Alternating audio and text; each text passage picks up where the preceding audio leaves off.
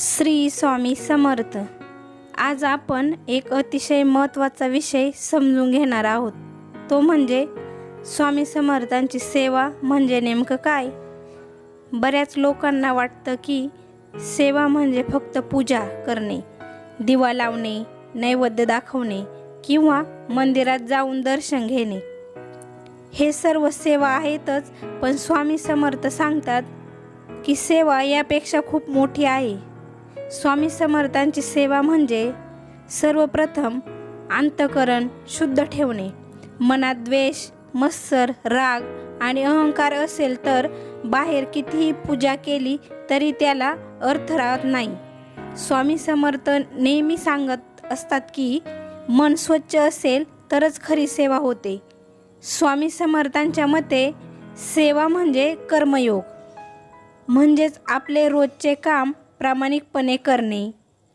शेतकरी शेत नीट करतो, कामगार मेहनत करतो, विद्यार्थी मन लावून शिकतो, हे सगळे स्वामी समर्थांची सेवा आहेत। जर हे प्रामाणिकपणे केले असेल, सेवा म्हणजे दुसऱ्याच्या दुःखात मदत करणे, कोणाला अन्नाची गरज असेल तर अन्न देणे, कोणाला शब्दाची गरज असेल तर दिलासा देणे आणि कोणाला मार्गदर्शन हवे असेल तर योग्य दिशा दाखवणे।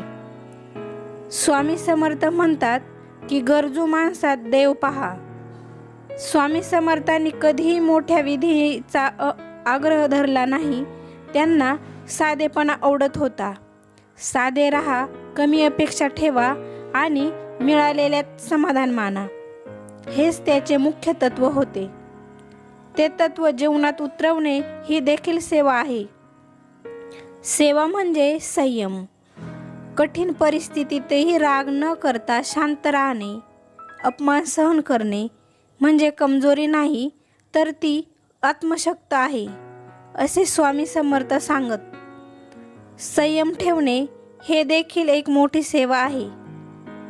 स्वामी समर्थांची सेवा म्हणजे गुरुवचनावर विश्वास ठेवणे। संकटात असताना नकारात्मक विचार न करता स्वामी माझ्यासोबत आहेत हाच भाव मनात ठेवणे हीच खरी भक्ती आणि सेवा आहे। स्वामी समर्थांनी सेवा करताना प्रसिद्धीची अपेक्षा करू नका असे सांगितले। लोक काय म्हणतील याची चिंता न करता मनापासून चांगले कर्म करा। सेवा ही गुप्त असावी, कारण खरी सेवा देवाला दिसते, लोकांना नाही। सेवा म्हणजे स्वतःमध्ये बदल घडवणे, चुकीच्या सवयी सोडणे, चांगले विचार स्वीकारणे आणि हळूहळू स्वतःला सुधारत जाणे। स्वामी समर्थ म्हणत की आधी स्वतःला बदला, मग जग आपोआप बदलेल। स्वामी समर्थांची सेवा म्हणजे रोज थोडा वेळ त्यांचे स्मरण करणे।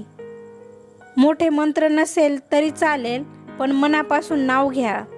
स्वामी समर्थ नावातच शक्ती आहे, असा भक्तांचा अनुभव आहे। सेवा म्हणजे भक्तांमध्ये एकता ठेवणे, भांडणं, मतभेद आणि अहंकार टाळणे, एकमेकांवर प्रेम ठेवणे, कारण भक्तीमधील प्रेम हेच गुरुकृपेचे खरे लक्षण आहे। स्वामी समर्थ सांगतात की सेवा करताना कधीही अहंकार येऊ देऊ नका। मी सेवा करतो, मी मोठा भक्त आहे, असा विचार आला तरी सेवा अपूर्णच राहते। नम्रता हीच खरी सेवा आहे। आजच्या काळात सेवा म्हणजे समाजासाठी काहीतरी चांगले करणे, स्वच्छता ठेवणे, नियम पाळणे, प्रामाणिक जीवन जगणे, या सगळ्या गोष्टी स्वामी समर्थांची सेवा आहेत। स्वामी समर्थांची सेवा म्हणजे जीवन योग्य मार्गाने जगणे, चुकीच्या मार्गापासून दूर राहणे आणि संकटातही सत्याची बाजू न सोडणे। हे समजले तरी स्वामी समर्थांची खरी सेवा झालेली असते। स्वामी समर्थ कधीच म्हटले नाहीत की मला फुलं, हार किंवा नैवेद्य हवेत। ते म्हणाले, मला तुमचे शुद्ध मन हवं आहे।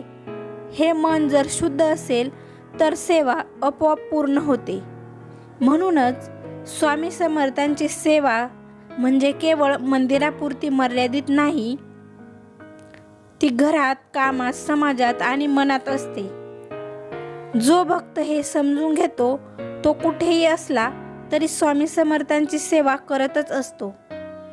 ही स्वामी समर्थांची खरी सेवा आहे. शांत मन, शुद्ध विचार आणि प्रामाणिक जीवन. श्री स्वामी समर्थ.